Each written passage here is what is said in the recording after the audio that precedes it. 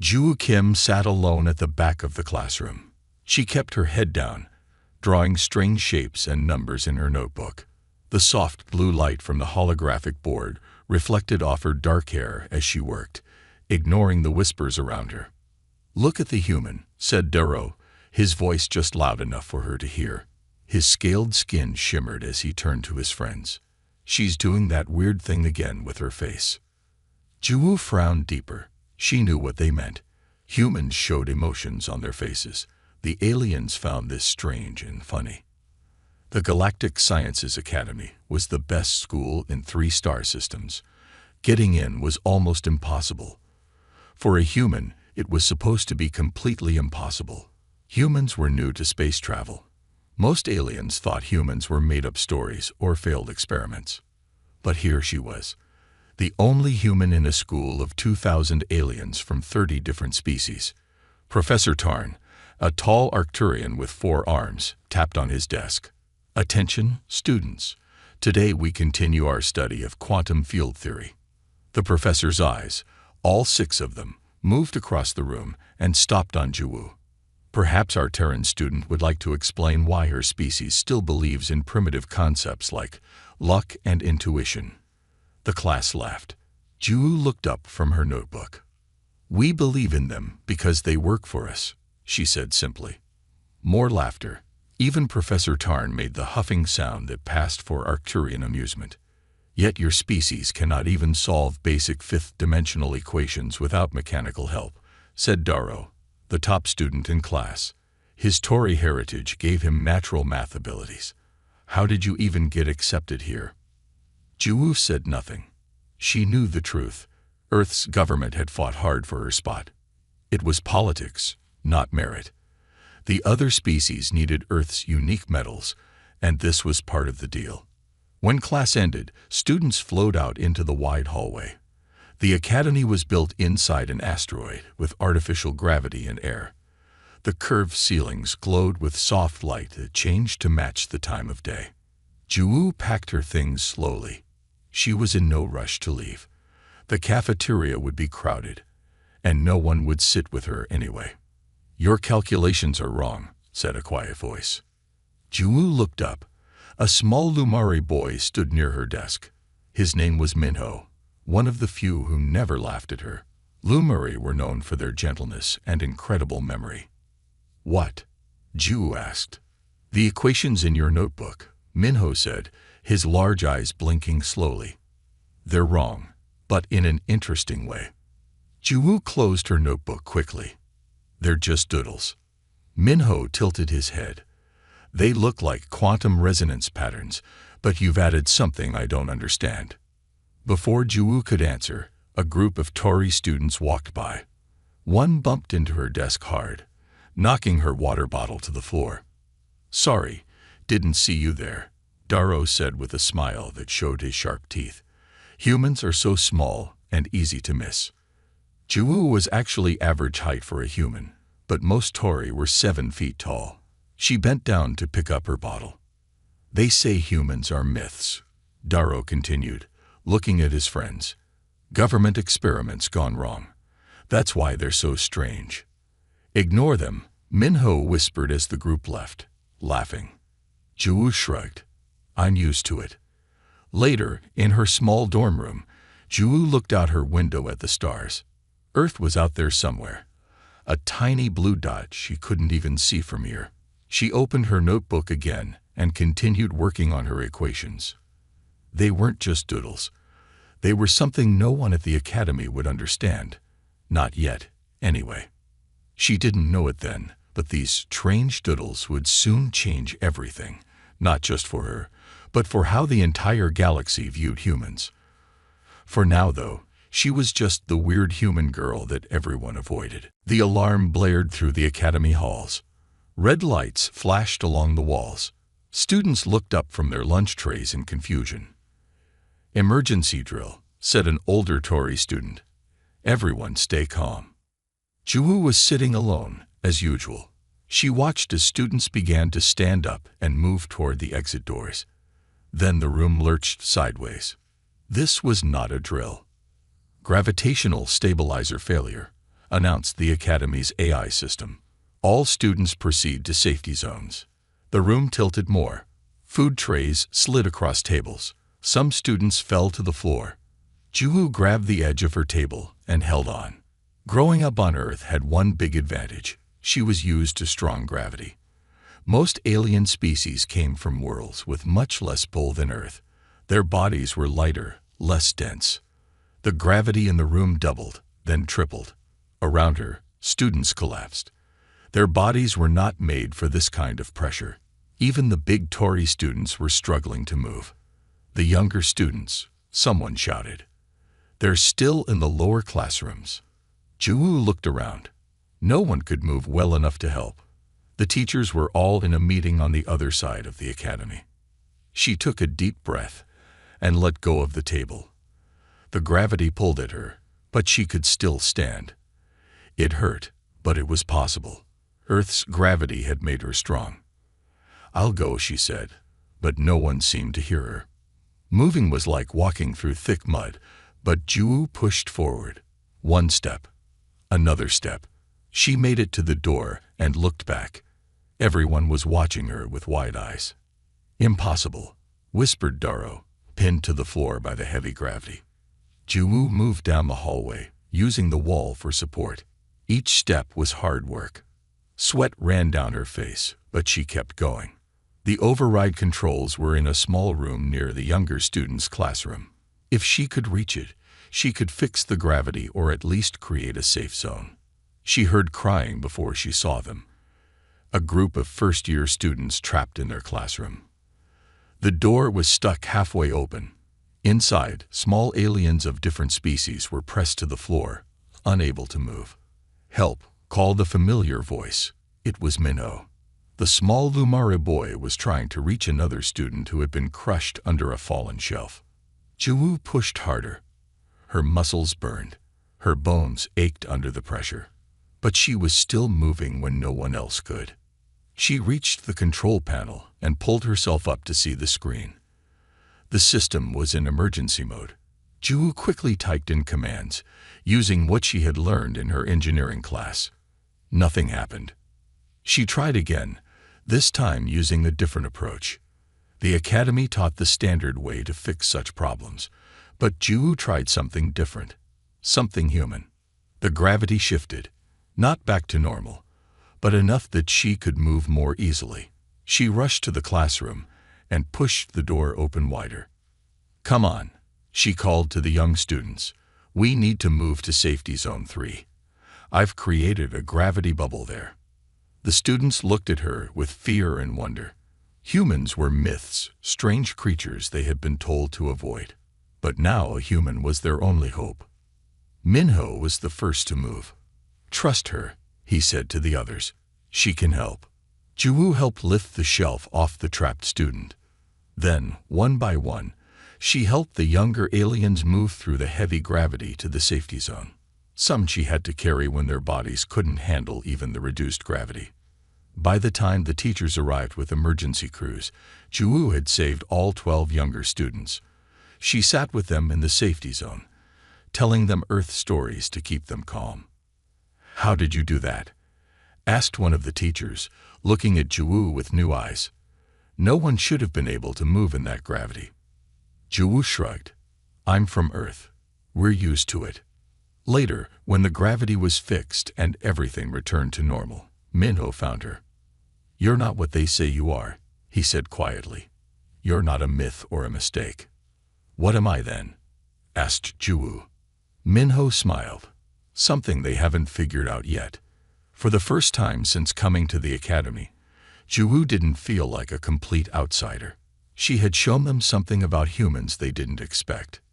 It was just the beginning. 2 weeks after the gravity incident, things had changed for Juhu.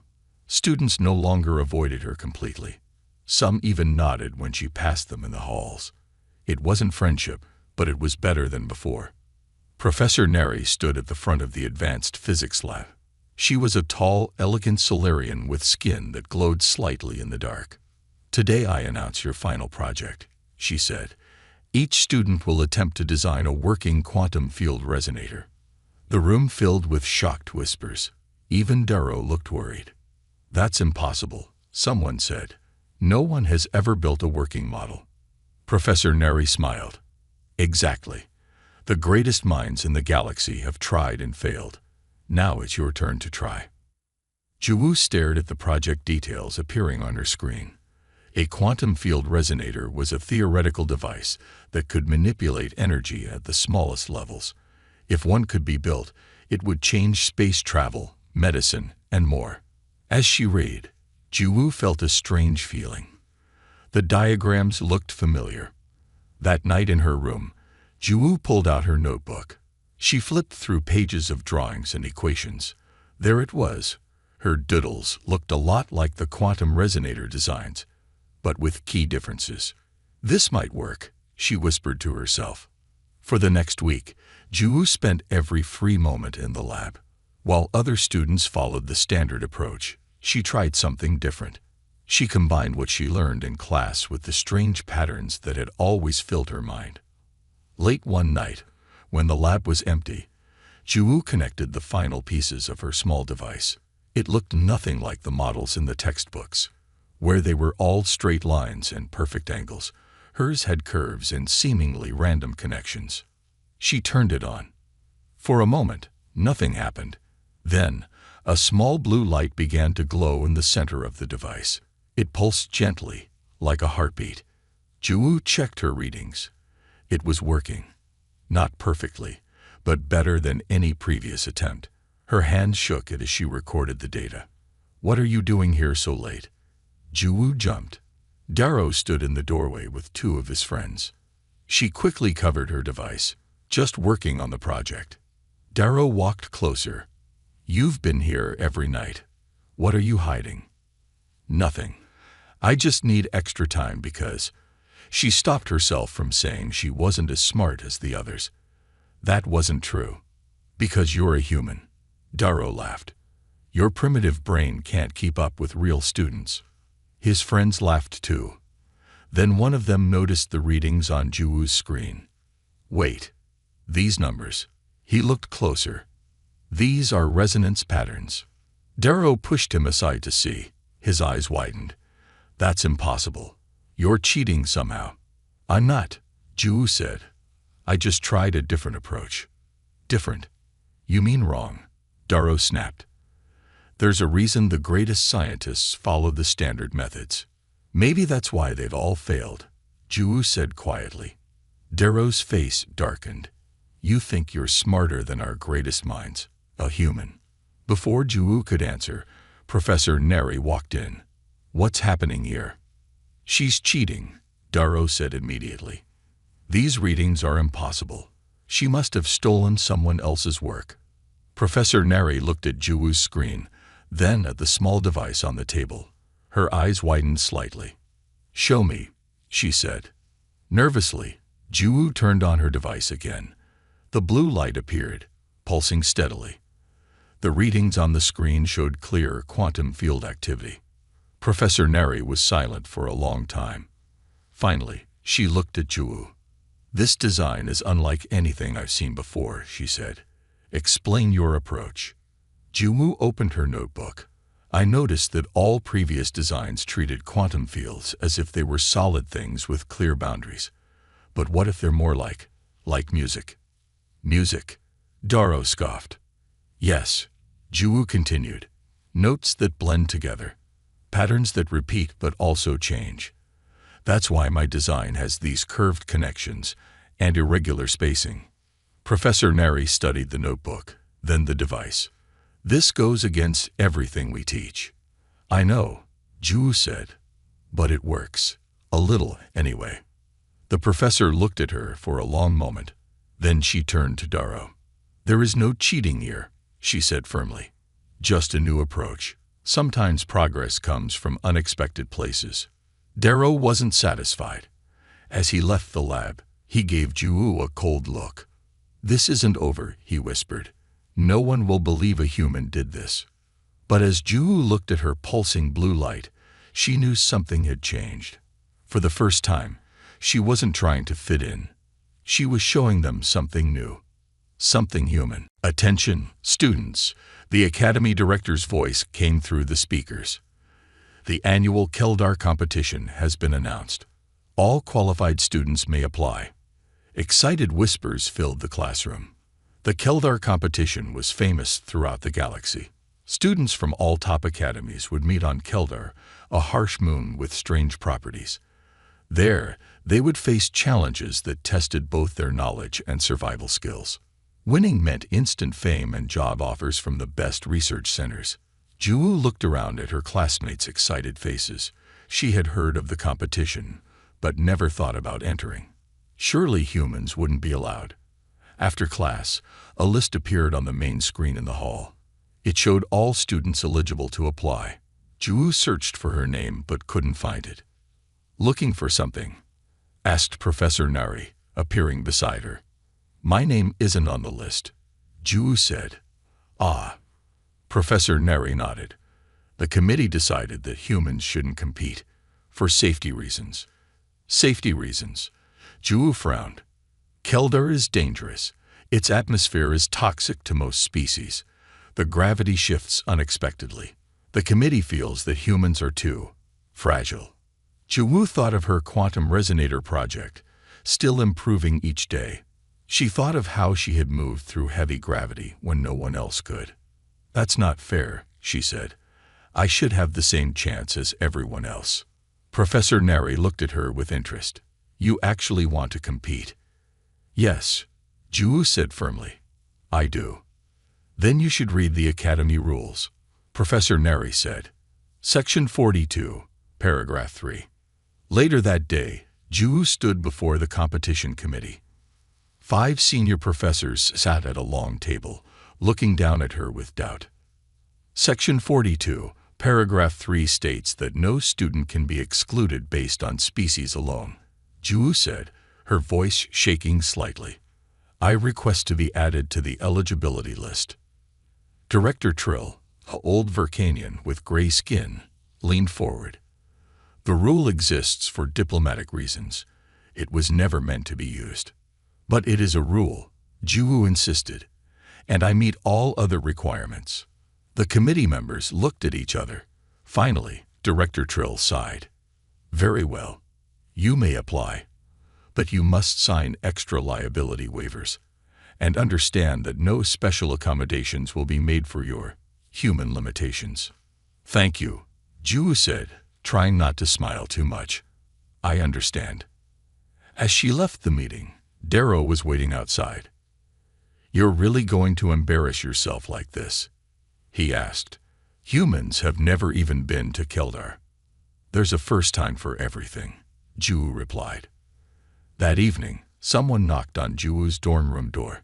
She opened it to find Minho standing there, looking nervous. "Can I come in?" he asked. Juwu nodded, surprised. No one had ever visited her room before.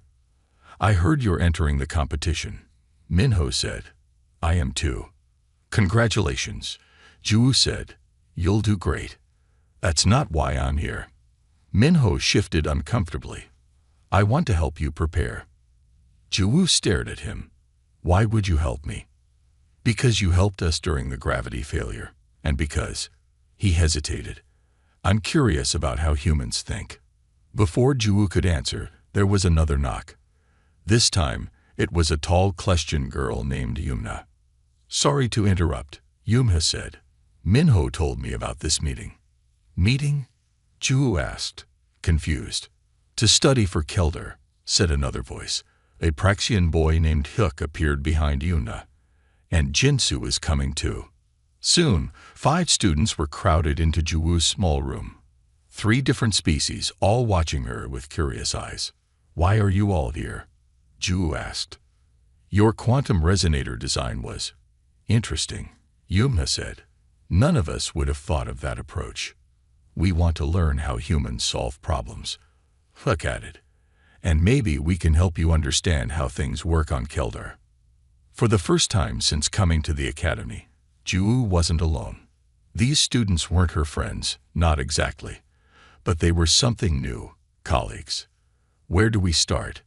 asked Jinsu, a quiet Novan boy with silver-flecked skin.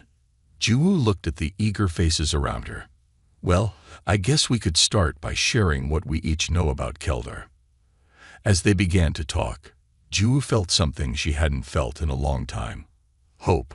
Maybe she belonged here after all. Not as a curiosity or an outcast, but as a student with something valuable to offer. The challenge was just beginning. What do you mean, think outside the box?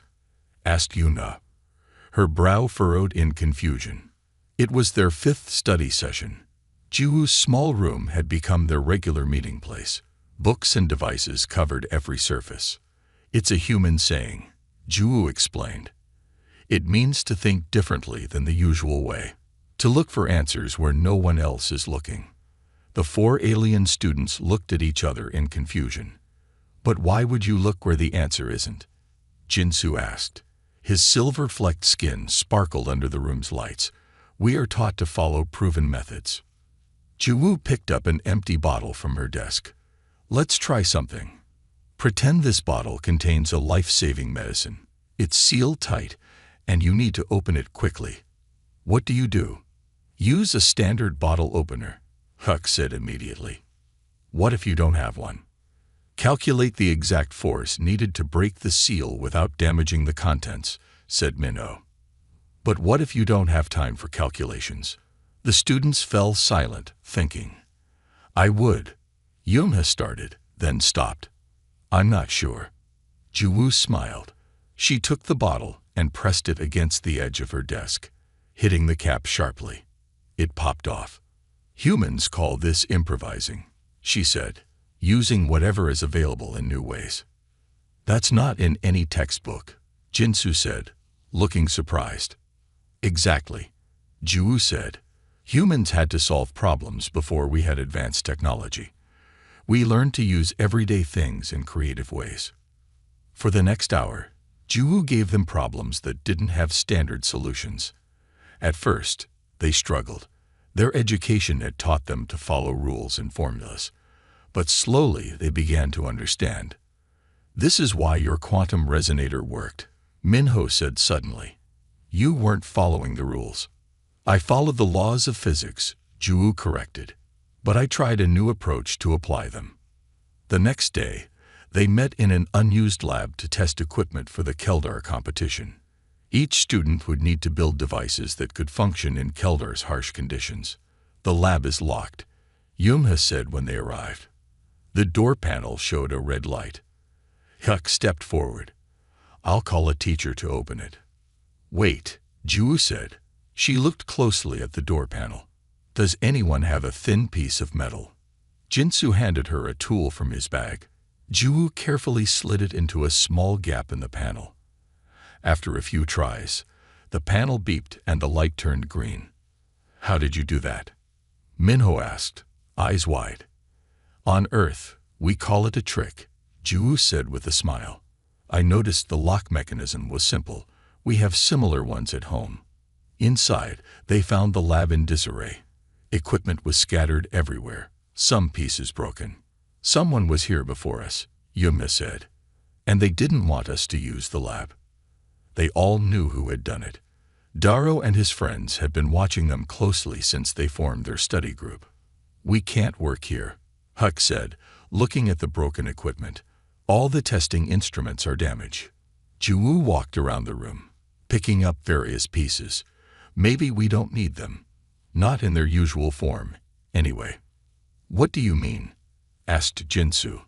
Let me show you something humans are good at, Juwoo said. Making do with what we have. Over the next few hours, Juwoo taught them how to repurpose the broken equipment. She connected parts that weren't meant to go together. She used a heating coil from a broken device to create a makeshift welder. She turned a cracked display screen into a different kind of sensor. By the end of the day, they had built a complete testing station from damaged parts. This is amazing, Yuna said, watching their creation work. None of our teachers showed us this. Because it's not the right way, Minho said, using his fingers to make quotes in the air. A human gesture he had learned from Juwoo. But it works. Juwoo smiled as she watched her new friends test their devices. They were learning to think like humans, to adapt, to improvise, to see possibilities where others saw only problems. It was a kind of teaching she hadn't expected to do. The academy was supposed to teach her, not the other way around. But perhaps this exchange of ideas was more valuable than any lesson in the official curriculum. Thinking outside the box, Huck said, trying out the phrase. I like it. All students competing in the Keldar competition must complete a medical scan, announced the Academy eye over the speakers. Report to Medical Bay 3 for examination. Juwoo felt nervous as she walked to the medical bay. She had avoided detailed medical scans since arriving at the academy. What if they found something wrong with her? What if they used it as an excuse to stop her from competing? When she arrived, a Medusan doctor with gentle eyes greeted her. Juwoo Kim, our first human patient, the doctor said. I am Dr. Lena. Please lie down on the scanner. Juwoo lay down on the flat surface. A glowing blue light moved slowly from her head to her feet. Try to relax, Dr. Lena said. This won't hurt. Juwoo closed her eyes and tried to stay calm. After a few minutes, the light turned off. She waited for Dr. Lena to tell her she could leave, but the doctor was staring at the screen with a strange expression. Is something wrong? Juwoo asked. I'd need to check something, Dr. Lena said. Please wait here. She left the room quickly. Juwoo sat up, worried. What had the doctor seen? 10 minutes later, Dr. Lena returned with Director Trill and Professor Neri. They all looked at the screen, then at Juwoo. What's going on? Juwoo asked, her heart beating faster. Director Trill spoke first. Young human, are you aware that your brain functions differently from standard patterns? What do you mean? Professor Neri stepped forward. Your brain appears to process information using quantum uncertainty principles. Juwoo didn't understand. Is that bad? Bad? No, Dr. Lena said. It's unprecedented. We've theorized that an organic brain could operate this way, but we've never seen it before. They showed Juwoo the scan. Most of it looked normal, but certain areas of her brain glowed with strange patterns that shifted and changed as they watched. This explains many things, Professor Neri said. Your unusual approach to the quantum resonator, your ability to find connections where others don't see them. All humans are like this. Director Trill asked. Juwoo shrugged. I think so. I don't know. I've never had a brain scan like this before. The three aliens looked at each other with excitement. This could be the most important discovery in neural science in a century, Dr. Lena said. A naturally occurring quantum computing organic brain. Juwoo felt uncomfortable with their stares. Can I still compete in the Keldar competition? Yes, of course, Director Trill said quickly. But we would like your permission to share these findings with the Galactic Science Council. Juwoo knew what that meant. If they shared her scan, soon everyone would know. Scientists from across the galaxy would want to study humans. Earth would become important overnight. Yes, she said, you can share it. By the next morning, everyone at the academy knew. Students looked at Juwoo differently in the halls. Teachers asked her questions about Earth and human thinking. Even Duro seemed unsure how to treat her now. During lunch, Juwoo sat with her study group, trying to ignore the stares from other tables. Does it feel different? Yoonha asked, having a quantum brain. Juwoo laughed. It feels normal to me. It's just how I've always thought. That's why you can think outside the box, Minho said excitedly. Your thoughts actually exist in multiple states at once, like quantum particles. Maybe, Juwoo said. But all humans think this way. We just never knew it was special. A message appeared on all their devices. The final details of the Keldar competition had been announced. They would leave in 1 week. Are you still going to compete? Jinsu asked Juwoo. Now that you're famous. Of course, she said. That's why I came here. To prove humans belong. Later that day, Professor Neri showed Juwoo something surprising. Messages were pouring in from across the galaxy. scientists wanting to visit Earth, universities offering scholarships to human students, research centers proposing joint projects. Your species is no longer seen as a myth, Professor Mary said. You've changed how the galaxy views humanity. Jiwoo thought about this as she returned to her room. She had come to the academy feeling like an outsider, a curiosity. Now she represented all humans to the galaxy. It was a huge responsibility. And the Keldar competition would be her chance to show what humans could really do. The universe was watching. The transport ship shook as it entered Keldar's atmosphere. Jiwoo gripped her seat tightly. Through the window, she could see the moon's surface, a strange mix of purple rocks and glowing blue pools. Final approach to landing zone, announced the pilot. All students prepare for arrival procedures. Jiwoo looked at her friends. Minho seemed calm, but his large eyes blinked rapidly, a sign of nervousness in Lumari. Yumna, Jinsu, and Thuk were checking their protective suits for the 10th time. Remember, said Professor Neri, who stood at the front of the ship, Keldar's atmosphere contains elements toxic to most species. Your suits must remain sealed at all times. She looked directly at Jiwoo. Especially you, human. We don't know how Keldar's atmosphere will affect your species. The ship landed with a soft thud. Outer doors opened, and students began to file out, all wearing protective suits with clear helmets. Outside, competition officials directed them to a large dome structure. That's base camp, Minho explained. We'll get our assignments there. Keldar was even stranger up close. The gravity felt slightly off, not stronger or weaker, but somehow pulling at odd angles. The sky was a deep green color with 2 small suns visible. The air inside their suits smelled clean but artificial. Inside the dome, teams from other academies were already gathered. Jiwoo could see at least 20 different species. Some looked similar to species at her academy, while others were completely new to her. Look, whispered Yumna. Everyone is staring at us. It was true. Many students were pointing at Jiwoo and talking to each other. Word about the human with the quantum brain had spread far beyond their academy. A tall official with blue skin stepped onto a platform. Welcome to the 127th Keldar competition. Each team will receive a map and a set of challenges. You have 3 days to complete as many as possible. The team with the most points wins. Screens around the room lit up with maps and information. Jiwoo's team huddled around their screen. Our first challenge is 5 kilometers east, Huck said, studying the map. Something about collecting samples from the shifting pools. They set out across Keldar's strange landscape. The walk was difficult. The ground sometimes felt solid, and sometimes seemed to sink slightly under their feet. The pools should be just ahead, Jinsu said after an hour of walking.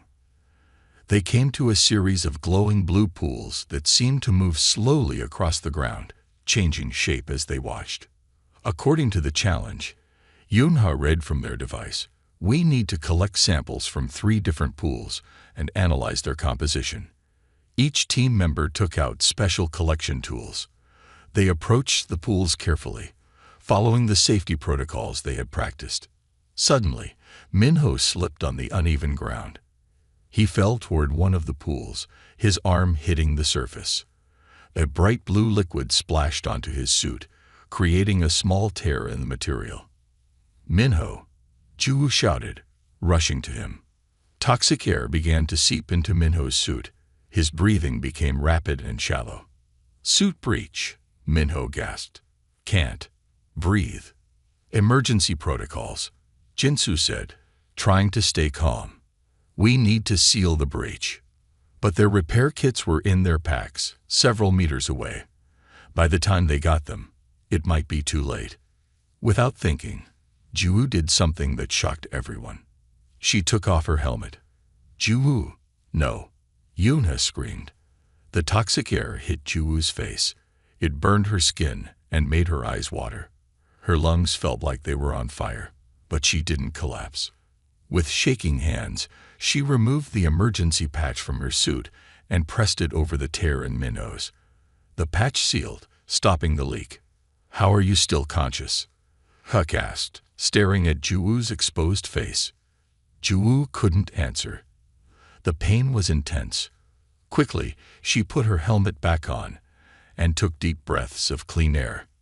"It hurts," she gasped, "but I can handle it for a short time." Minho was breathing normally again. "You saved me," he said. "Why would you risk your life like that?" "Because that's what humans do," Juwoo said simply. Later, when they returned to base camp for medical treatment, news of what happened spread quickly. Officials examined Juwoo carefully. "Remarkable," one doctor said. "The toxins affected her, but her system began fighting them immediately. No other species can breathe Keldar's air, even for seconds." Another unexpected human ability had been revealed, and the competition had barely begun. By the second day of the competition, Juwoo's team was doing well. They had completed 4 challenges and were in 3rd place. Ahead of them were Darrow's team and a team from the Centauri Academy. "The next challenge is in the Crystal Caverns," Jinsu said, checking their map. "It's worth more points than all the others combined." The Crystal Caverns were famous on Keldar. Deep underground tunnels filled with rare minerals that responded to sound and light. Scientists studied them to learn about Keldar's strange properties.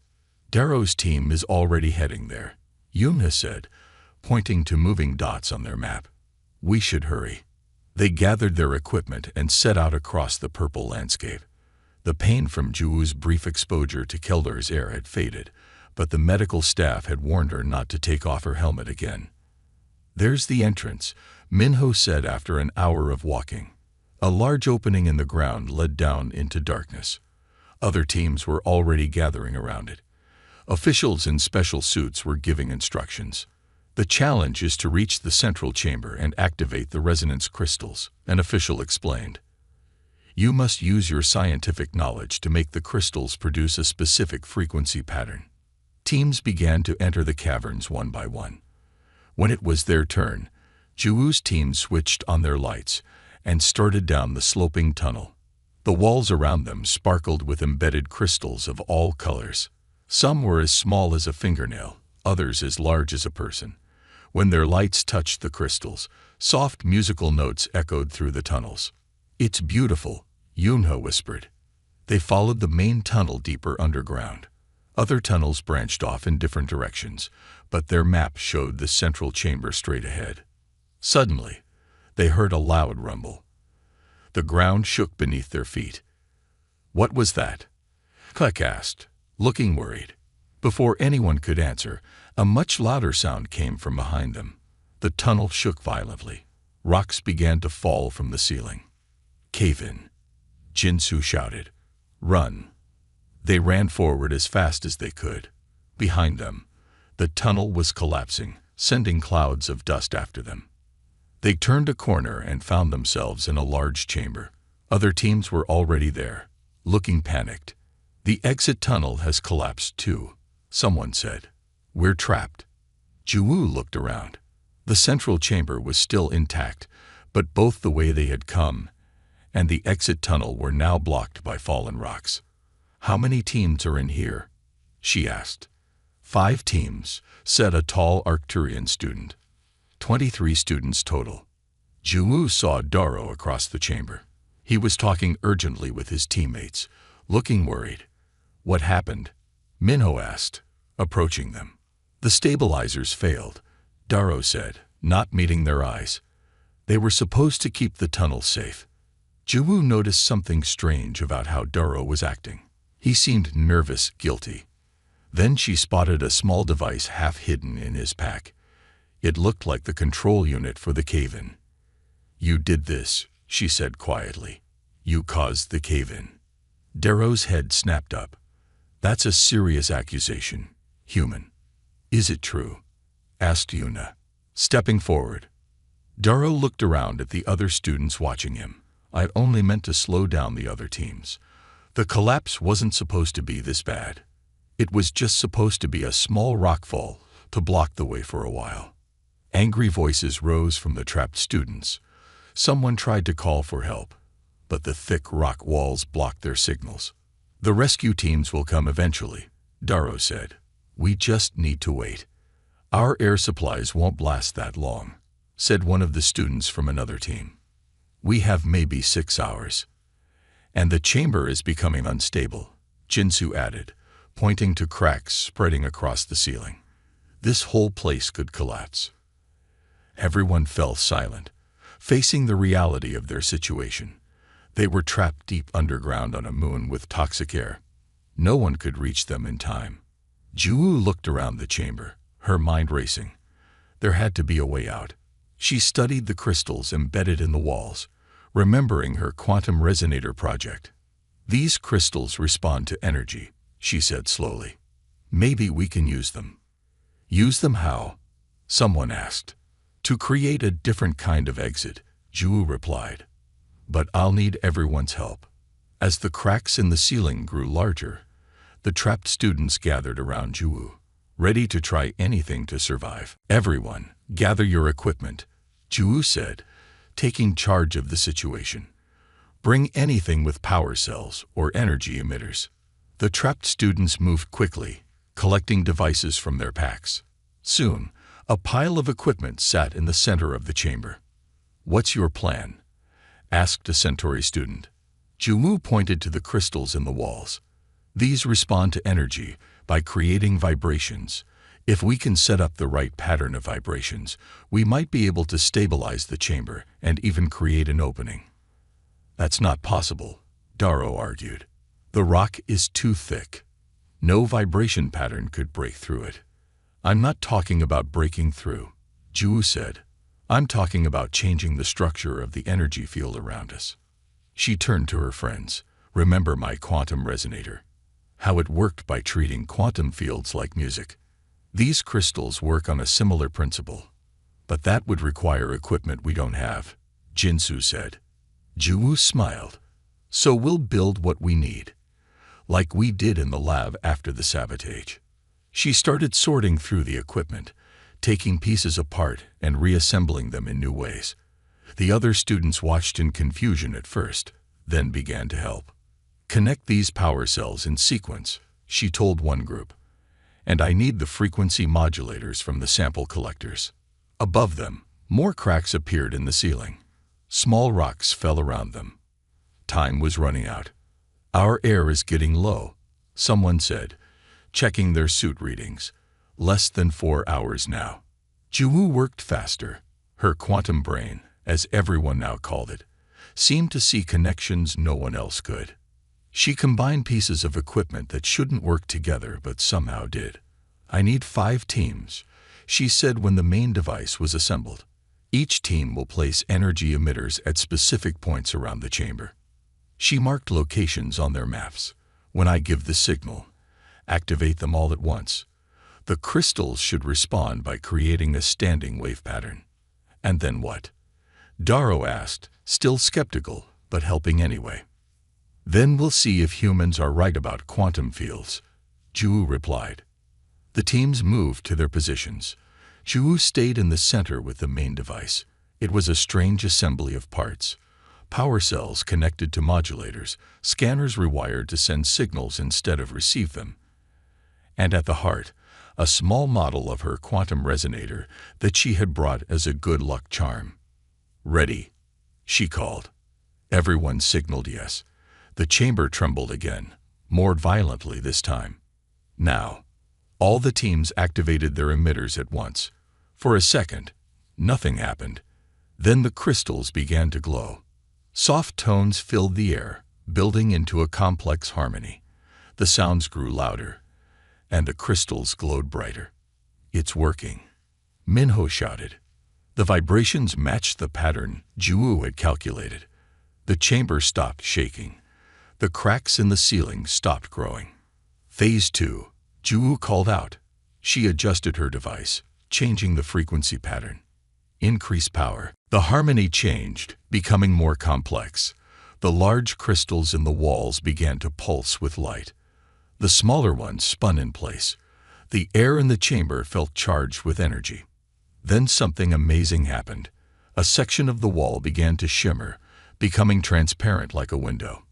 Through it, they could see another tunnel, one that hadn't been there before. "What's happening?" Yuna asked, eyes wide. "The crystals are shifting the quantum state of the rock," Ju explained, "making it phase out of our reality temporarily."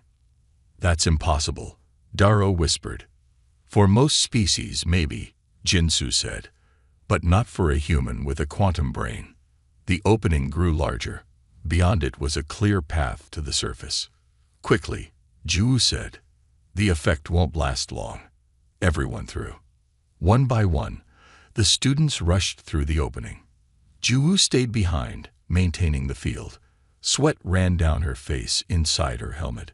Her hands trembled from the effort of holding the complex pattern in her mind.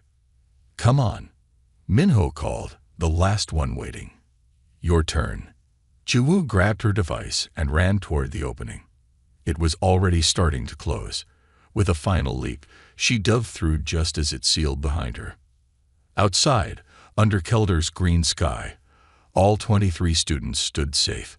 Many were crying with relief. Others just stared at Ju in amazement. "You did it," Yunha said, hugging her. "You saved us all." Darrow approached slowly.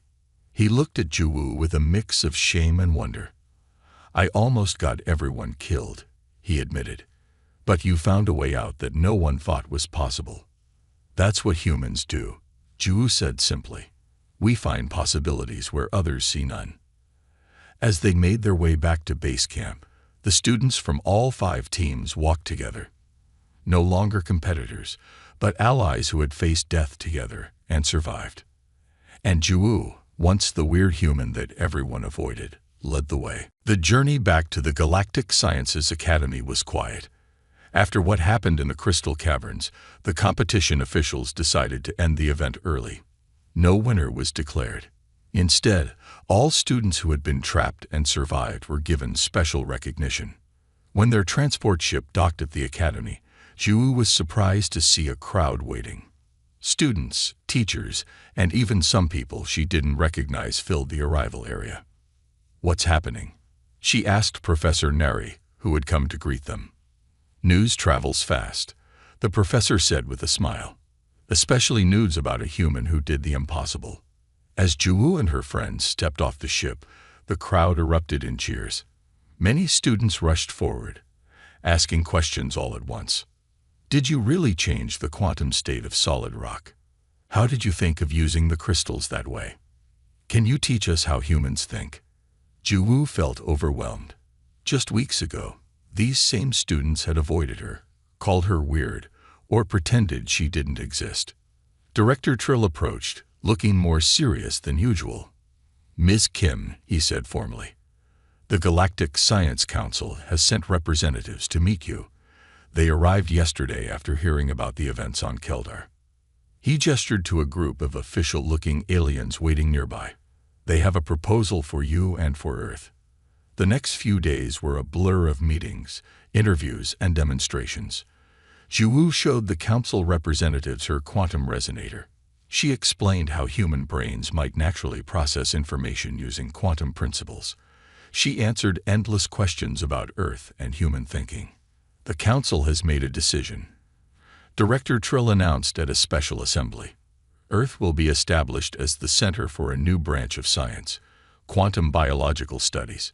Students and researchers from across the galaxy will travel there to learn from humans."